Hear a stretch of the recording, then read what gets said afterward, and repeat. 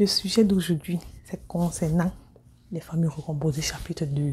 Les familles recomposées ont touché beaucoup de personnes. Oh, j'ai reçu des messages. J'ai reçu des messages. Je ne savais pas que beaucoup de personnes vivaient dans ce genre avaient vécu ce genre de choses. Je ne savais pas du tout. J'ai vu quelques-uns autour de moi, mais je ne savais pas qu'il y avait tellement de personnes qui ont vécu dans ces familles recomposées, qui ont été détruites par ces beaux-parents, qui ont été détruits par ces papa, c'est soi-disant papa qui vient dans leur vie, c'est soi-disant maman qui vient dans leur vie, ils les détruisent complètement. On les fait confiance. Tu viens en tant qu'enfant, tu es innocent, tu fais confiance à cette belle-mère, tu fais confiance à ce beau-père, mais c'est lui, cette personne à qui tu as fait confiance qui te détruit. Tu mens, tu n'as pas eu de papa peut-être, ou même tu n'as pas eu de maman, mais tu fais confiance à cette maman de substitution, à ce papa de substitution, c'est lui là qui vient te détruire.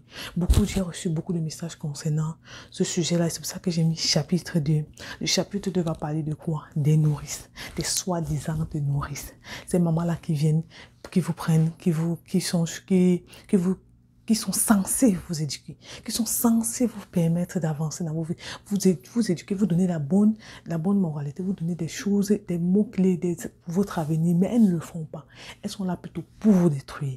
Il y a certains qui prennent des enfants, ou bien les enfants de leur mari, elles mettent à la maison, elles ont aussi des enfants, donc ce qui fait que ça fait une famille toujours recomposée, mais elles traitent mieux ces enfants, mais elles ne traitent pas mieux les enfants des autres. Ça sert à quoi? À vrai dire, ça sert à quoi vraiment? Je sais que beaucoup sont passés par là. Il y a beaucoup de jeunes filles, il y a beaucoup d'hommes, de femmes, en tout cas, beaucoup de personnes sont passées par là. Beaucoup de mes abonnés sont passés par là, vu les messages que j'ai reçus. Et j'en connais tellement de familles qui sont passées par là. Même là, dans le quartier où j'étais au Cameroun, il y a tellement de personnes qui sont passées là. Et je déplorais vraiment ces mamans-là. Ils ne savent pas, vous ne savez pas, quand vous faites comme ça, vous forgez cet enfant-là. Vous forgez ces personnes-là à avoir des mentales d'acier. Quand la vie va venir, quand les obstacles vont venir sur leur vie, ce ne seront plus des obstacles pour eux, ce seront plutôt des avantages, ce seront des opportunités pour eux pour aller dans un autre niveau dans leur vie. Vous allez constater que vos enfants, c'est eux qui seront des cancres et des voleurs. Mais ces enfants-là que vous avez maltraités, c'est eux qui sont des ministres et des présidents demain. Pourquoi le faire alors? Si vous savez, dans la vie, il y a les choses qui marchent. Vous savez que le bien apporte le bien. Pourquoi vous faites le mal? Vous savez que le mal, tôt ou tard, ça se retourne contre vous. Je ne sais pas, il y a des principes dans la vie qu'on devrait respecter. Tu sais que le mal se retourne contre toi. Tu sais que le bien vient à tes enfants et sur toi-même. Pourquoi ne pas faire du bien? Pourquoi faire du mal? Pourquoi avoir ce cœur-là de toujours détester ou bien de toujours voir l'avenir des autres et les bloquer? Moi, je ne trouve pas ça normal en tant que une personne chrétienne, une personne qui est censée connaître la logique de la vie. Si tu connais la logique de la vie, il y a certaines choses que tu ne vas pas faire pour dire après que tu regrettes. Non. Pourquoi tu as le beau fait? Après, pour aller dire que tu vas regretter, tu regrettes. Non. C'est toi qui as choisi de faire cela. C'est toi qui as choisi de maltraiter ces enfants-là. Après, ne va pas dire quand ils auront 25 ans ou bien quand ils seront bien dans leur vie, bien posés, ils auront réussi sans votre aide pour venir vous courber, vous dire que je ne savais pas. Pardonne-moi, pardonne-moi. Tu savais depuis le début. C'est que s'il y avait une personne qui t'interpelle, que ce que tu fais à cet enfant-là n'est pas bien, mais tu l'as fait. Donc, il faut arrêter ces sorcières-là de venir faire du mal aux autres et après, vous asseoir après 10 ans et 5 ans, venir quand vous avez déjà tout détruit dans leur vie pour vous agenouiller devant eux pour dire pardon. Il faut pas faire ça, c'est pas bien du tout. J'interpelle ces femmes-là, si vous êtes dans ce genre de foyer, arrêtez ça. Arrêtez de bloquer l'avenir de ces jeunes enfants-là. Arrêtez de les montrer de mauvais trucs pour qu'ils grandissent dans l'obscurité, pour qu'ils grandissent toujours en détestant les mamans, pour qu'ils grandissent toujours en vous détestant. Vous mettez la rancune dans leur cœur. C'est comme ça que ces rancunes-là se propagent dans leur vie. Ils n'arrivent pas à se marier parce qu'ils ont toujours ces rancunes pour les femmes. Ils n'arrivent pas à évoluer dans leur vie parce qu'ils ont gardé cette rancune contre vous. Ils n'arrivent pas à évoluer. Ils sont bloqués dans leur vie. Donc, il faudrait qu'ils repartent dans leur passé pour travailler cela encore, pour réparer ce que vous avez détruit dans leur enfance. Pourquoi cela? Pourquoi vous faites cela dans vos vies? Pourtant, vous savez bien que ce que vous faites de bien, l'enfant que vous forgez, l'enfant que vous élevez là, va vous revenir un bien, va vous revenir du bien. Si le ministre de même, toi ne sera pas bien. Vraiment. S'il est bien demain, toi-même, tu n'es pas bien. Pourquoi alors gâter son avenir? Sachant que même si tu le laisses, si tu le laisses dans la rue, Dieu là va le prendre.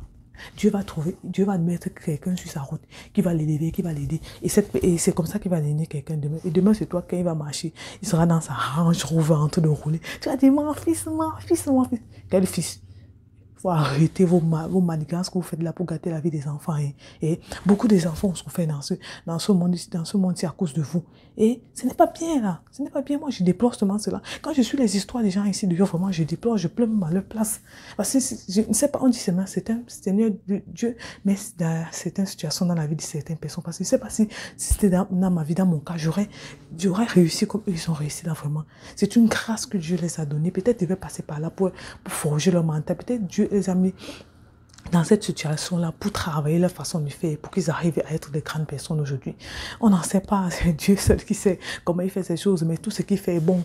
Donc nous devons seulement juste accepter cela.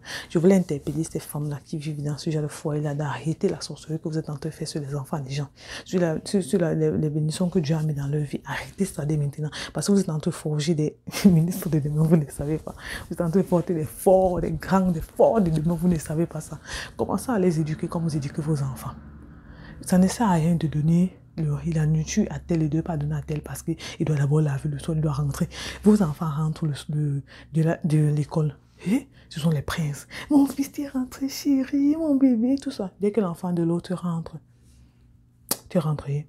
Va là-bas, commence à nettoyer le sol là. Tu ne vois pas que c'est sale. Et même les chaussures, là, regarde comment tu as sali ça. Fais, tu laves ça vite, tu laves pour tes frères et soeurs. C'est comme ça que tu dois faire. Il te dit, après, tu peux vendre les bonbons là à l'entrée de la route. Je te dis, je veux que tu me rapportes ici 200. Je dis que la soirée, tu dois me rapporter 500. C'est comme ça que vous les traitez, non? Est-ce que je mens? Je n'invente pas. Donc, si tu es fâché, cale en l'air. Je n'invente pas ce que je suis en train de dire. C'est ce que vous faites tous les jours aux enfants des gens. C'est peut-être sa maman est morte, peut-être il est orphelin de maman, il est orphelin de mère ou bien il est orphelin de père. On vient te donner cet enfant-là pour que tu l'éduques, mais tu le casses, tu le détruis, tu le ruines. Non, non, vraiment. Tu gâtes son cerveau, sa mentalité est gâtée comme ça là. Toutes ces relations sont gâtées à cause d'une seule personne qui est toi. Pourquoi? Pourquoi? Apprenez à faire du bien dans vos vies. Apprenez à bien faire dans vos vies. Parce que ce sont des grâces que vous apportez même sur vos enfants. Vous ne savez pas que les malchances que vous faites, la malchance que vous allez apporter dans vos vies, là, ça va aussi aller sur vos enfants. Quelle maman voudrait que son enfant soit mal? Et, en tout cas, pas moi, hein, pas moi du tout. Je n'aimerais pas que mon enfant souffre demain à cause de moi, à cause de mes fautes, à cause de mes erreurs à moi. Non, non, non, non. C'est pour ça qu'en tant que maman, on a une grande responsabilité en tant que parent de bien éduquer nos enfants. Je vais encore prendre un autre cas. Tu vas voir cette maman-là. Quand l'enfant va rentrer à l'école, il y a certains, les répétiteurs, peut-être ils prennent un répétiteur, elle va dire au répétiteur que le répétiteur, c'est seulement pour ces 2 enfants. S'il y a 2 enfants dans la maison et qu'il y a un qui n'est pas son enfant, elle va dire, vous répétez seulement ces 2-là. Celui-là, il connaît déjà. Maman. Non, je vous donne les mains. Comme on dit souvent là. Je vous donne les mains et les bras. Vous êtes forte. Après, c'est vous qui serez placé à l'église au premier rang. Imposez-moi les mains. Imposez, oh Dieu, pasteur, imposez-moi les mains. C'est elle qui sera la première à chanter à l'église. C'est elle qui va servir à l'église jusqu'à aller voir le pasteur après, bien le prêtre après. Priez. Oh, prie pour moi, prie pour moi, prie pour moi. Mais il faut voir ce qu'elle fait derrière l'enfant de l'autre. Il faut voir ce qu'elle fait derrière un enfant innocent. Non. Non. D'autres tapent tellement l'enfant jusqu'à l'enfermer pendant même 2 jours à la maison qu'il ne mange pas. Mais ses propres enfants sont en train de jouer. D'autres enferment les enfants des gens dans la maison. Ils enferment, ils disent que toi tu ne sors pas pendant 1 semaine. Mais ces enfants sont en train de sortir, vivre le bon et jouer en tant qu'enfant. C'est normal, tout enfant doit jouer, doit être libre. Mais vous, maman, vous nourrissez, soi-disant nourrissez. C'est ce que vous faites chaque jour aux enfants, non? La pension, vous payez d'abord pour vos 2 enfants, vos 3 enfants, vous laissez l'autre là d'abord, il connaît. Il est trop intelligent. C'est vrai, Dieu a mis ça en lui, il est intelligent, il est vraiment très intelligent. C'est comme ça que vous faites les jeunes filles, vous les envoyez, vous se prostituer, même certains. Que toi là, ta mère là, elle n'est même pas là pour t'occuper de toi. Elle va nous rapporter de l'argent, tu la mets dehors pour qu'elle ne va te rapporter de l'argent. C'est bien ça. Vous gagnez quoi? Rien, parce que vous ne gagnez rien du tout. Et vous n'allez rien gagner par rapport à ça, ce que vous faites là. C'est elle qui va gagner, elle va se forger mental. Et demain, ce sera une femme forte, une femme leader. Si tu bosses, ce sera elle. Eh oui. Et toi, tu seras quoi? Non. Il y a encore ces femmes-là. Vous envoyez les enfants vendre au carrefour, dehors, partout, dans tous les quartiers. Là, vous dites qu'il faut qu'ils marchent de telle heure à telle heure, qu'ils rapportent telle somme d'argent. Là. Et vos enfants sont assis à la maison en train d'être répétés, en train d'apprendre. Quand il rentre à 22h, 23h, tu le fautes encore sur ça. C'est à l'heure là que tu donnes un petit riz. Le reste du riz que tes enfants mangent pour qu'ils mangent. C'est lui qui fait tous les travaux de la maison. Et c'est elle qui lave tout dans cette maison-là. Je la traite comme la serpillière. Elle mange même le reste du chien. Certains mangent même le reste du chien. J'en ai vu. Les histoires qui me viennent, j'en ai vu. S'il vous plaît, arrêtez cela. Arrêtez, je voulais interpeller les femmes par rapport à cela.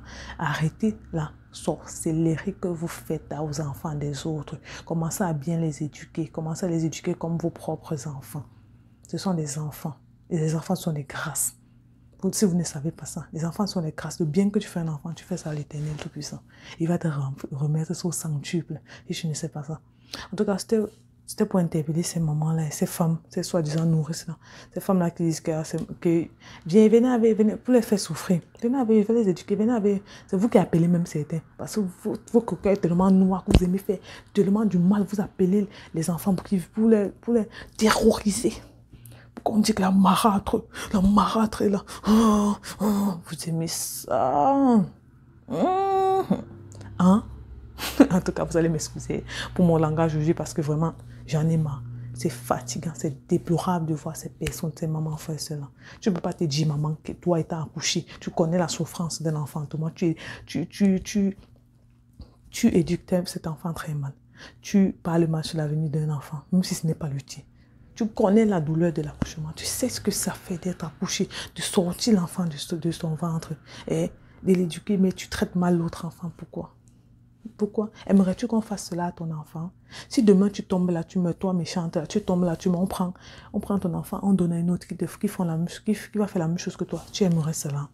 Il faut faire ce que tu aimerais qu'on fasse, tu aimerais qu'on te fasse. Fais ce que tu aimerais qu'on te fasse. Ce que tu feras aux enfants des autres, est-ce que tu aimerais qu'on fasse aussi ça à tes enfants? Non, ça c'est sûr, tu n'aimerais pas. Donc ne fais pas ça à l'autre enfant. C'était le but de ma vidéo aujourd'hui. Que Dieu vous bénisse, que Dieu vous garde. Bye. Et sachez, vous êtes les meilleurs. Et surtout, n'oubliez pas de vous abonner. Abonnez-vous. Parce que la chaîne doit grandir. Et c'est vous qui allez me permettre de grandir cette chaîne-là. Merci. Bye.